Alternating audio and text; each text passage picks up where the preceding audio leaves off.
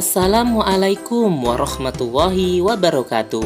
Hai anak-anak, apa kabar? Semoga sehat selalu dan tetap semangat. Hari ini kita akan melanjutkan pembelajarannya ya.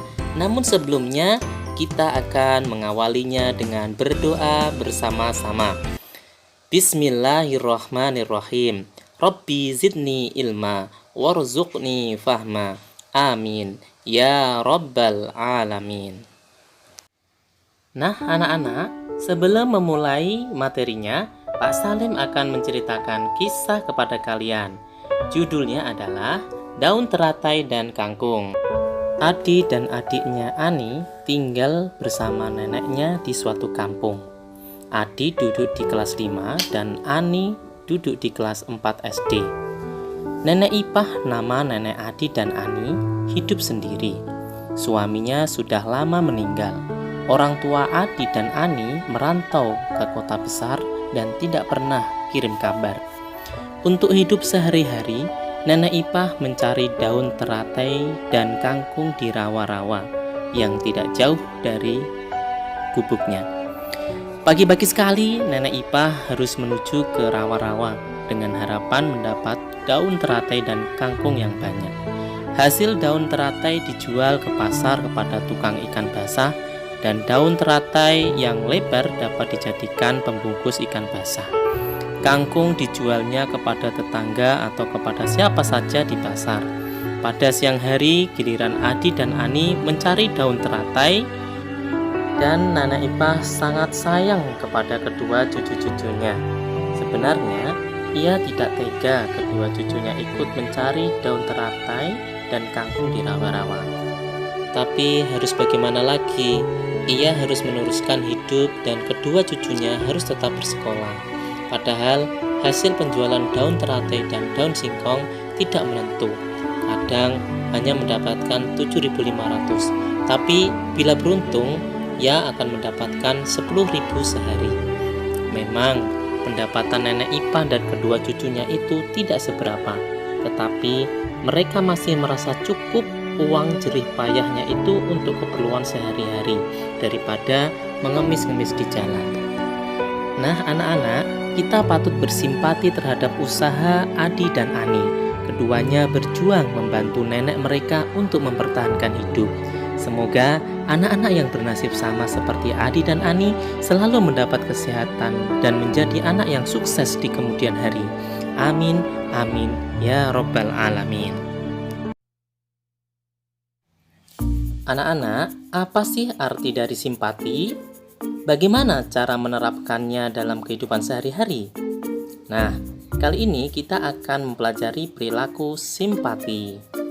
Setelah mempelajari materi ini, diharapkan kalian mampu memahami sikap simpatik terhadap sesama.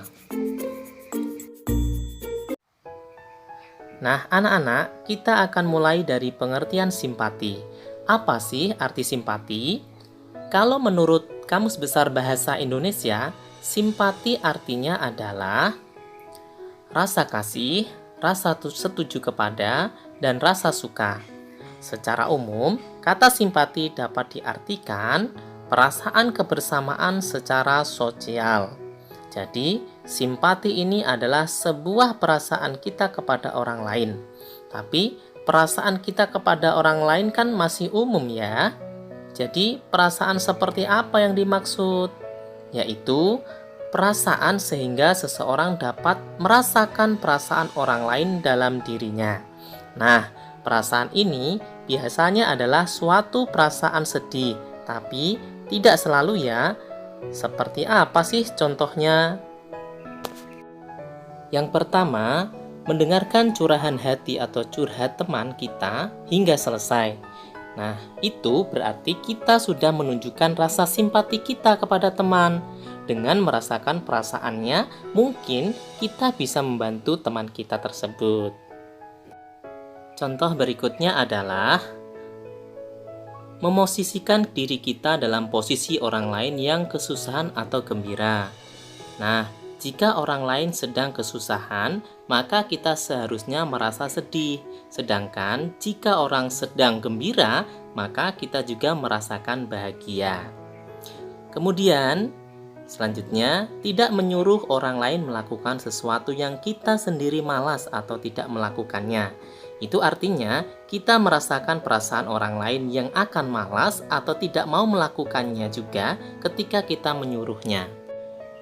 Contoh berikutnya adalah bertanya, "Ada yang bisa saya bantu?" Nah, dengan bertanya seperti itu, berarti kita telah memberikan aksi nyata untuk membantunya. Jika tidak bisa memberikan apa yang diminta, cari alternatif lain atau menanyakan apakah ada orang lain yang bisa ikut membantu. Nah, itu adalah beberapa contoh simpati. Tentu masih banyak yang lainnya.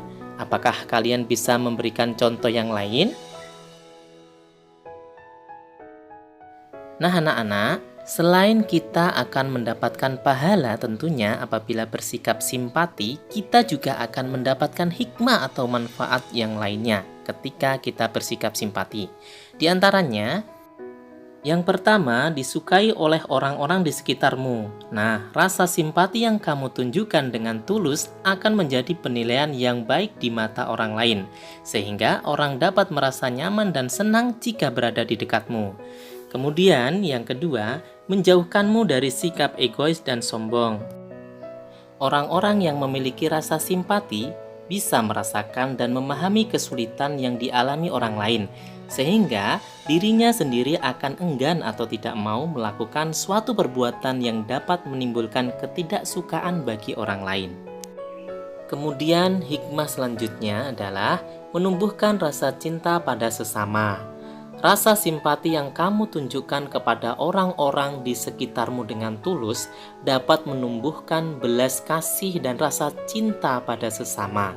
Tentu, hal ini dapat menciptakan hubungan yang harmonis bagi kamu dan orang-orang di sekitarmu. Oleh karena itu, marilah kita tunjukkan rasa simpati kita kepada sesama. Rasulullah Shallallahu Alaihi Wasallam bersabda, "Barang siapa yang mencukupi kebutuhan saudaranya, niscaya Allah akan memenuhi kebutuhannya, dan barang siapa yang melepaskan satu kesusahan yang dialami oleh seorang muslim, maka Allah akan menghindarkannya dari satu kesusahan di hari kiamat." Hadis riwayat Muslim. Alhamdulillahirobbilalamin, materi sudah selesai. Semoga bermanfaat ya. Jangan lupa subscribe. Terima kasih. Wassalamualaikum warahmatullahi wabarakatuh. Sampai jumpa.